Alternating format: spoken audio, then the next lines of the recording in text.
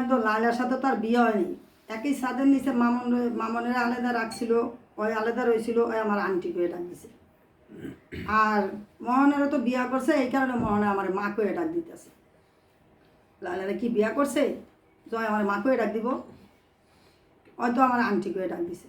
লাইলাই কয় আমি বিলে 200 টাকার বিনিময় মেয়েগো বিলে আমার ছেলের বেডরুমও ঢুকাই দিতাম।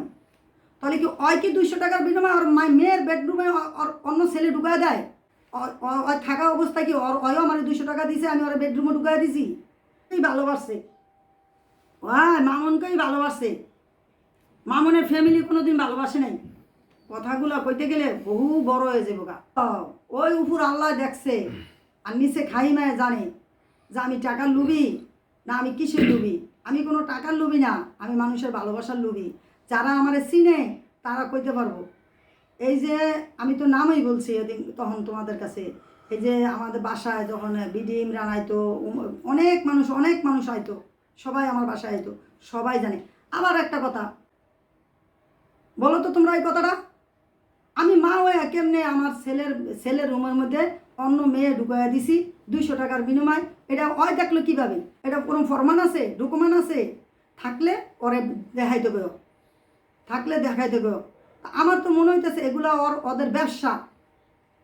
আজকে ওই যে সদস্য ওর একটা বড় একটা মেয়ে আছে, এত বড় একটা মেয়ে আছে, এই মেয়ে থাকার পরিবর্তে আমি তো কখনো সোশ্যাল মিডিয়াতে ওর মেয়ের নিয়ে বাজে কথা কইনি, কখনো বলিনি, আর কখনো বলতেও চাই না। কেন ওর একটা মেয়ে, বিয়া দিতে হইব, আজকে বিয়ে দিতে হইব, কালকে বিয়ে দেবো, মা যেমনই হোক, মেয়ে তো খারাপ না, আমি মেয়ের কারণে কেন বলবো?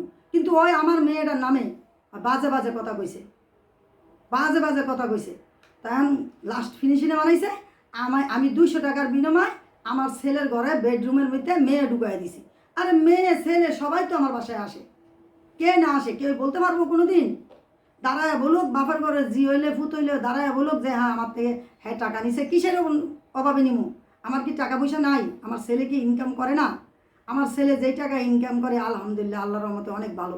সোশ্যাল মিডিয়াতে যারা কাজ করে সবাই তোমরা জানো, কম বেশ সবাই কামায়, টাকা পয়সা কামায়। তোমরা যে আজকে এত দূরের থেকে আসছো, আইসা যে ক্যামেরা ধরছো, তোমরাও তো 10টা টাকা কামাও না? তা মামুন কি কামায় না? মামুন কি খালি লাইলার আর মোহনার টাকা দিয়ে চলে? মোহনার টাকা তো চলার অধিকার ওর আছে, ওর বউ আর ওর স্বামী। মামনের টাকা মোহনার টাকা, মোহনার টাকা মামনের টাকা, ওরা স্বামী স্ত্রী বুঝবো। এটা আরেকজনের মাথা কামানোর দরকার নেই।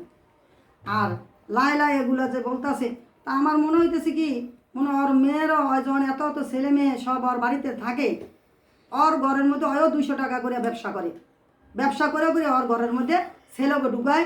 এই কারণে হয় এগুলা জানে, না হলে এগুলো বলতে পারতো না।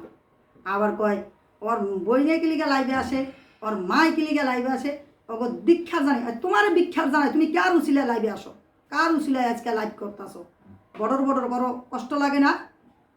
হ্যাঁ, তোমার দিয়ে আমরা কোনো দিন টাকা কামাইছি? আমাকে দিয়া তুমি টাকা কামাও, আর আমাকে কিস্তা তোমার কিস্তা আমরা কইতে চাই না। সহ্যের বাহির হয়ে গেলে গা, একে যখন সহ্যের বাহির হয়ে যায় তখন বলতে থাকি। কেননা আমার ছেলের পিছে একমাত্র উপর আল্লাহ আছে আর মার দোয়া আছে। আমি কখনো আমার সন্তানের খারাপ দেই নই আর খারাপ চাই না। আর আমার ছেলে যে সমস্ত কথাগুলো ওরা বলতে আছে, এগুলো সব বানোয়াট, সবগুলো মিথ্যা। তাহলে সোশ্যাল মিডিয়া আইসি কি করতে? ওর আগের যে ভিডিওগুলো আছে, প্রথম যে ভিডিওগুলো মামনের সাথে করছে, ওগুলার ইয়াগুলা ব্যাকগ্রাউন্ডগুলো দেখিও, আর এখনকার ব্যাকগ্রাউন্ডগুলো দেখিও। ওই সোশ্যাল মিডিয়াতে যখন আসার আগে ওই নর্মাল 3 পিস পড়ছে, ওই এগুলো জানেই নেই সোশ্যাল মিডিয়ার কাজ, সবগুলো মামনের দিয়ে মামনেরতে শিখছে। আর মামনেরও একটু ইয়া খাওয়াইছে, একটু মোরগ খাওয়াইছে, একটু কুরমা খাওয়াইছে, খাওয়ায় মনে করে হ্যাঁ ভাইরাল হয়ে গেছে। মামনের মারে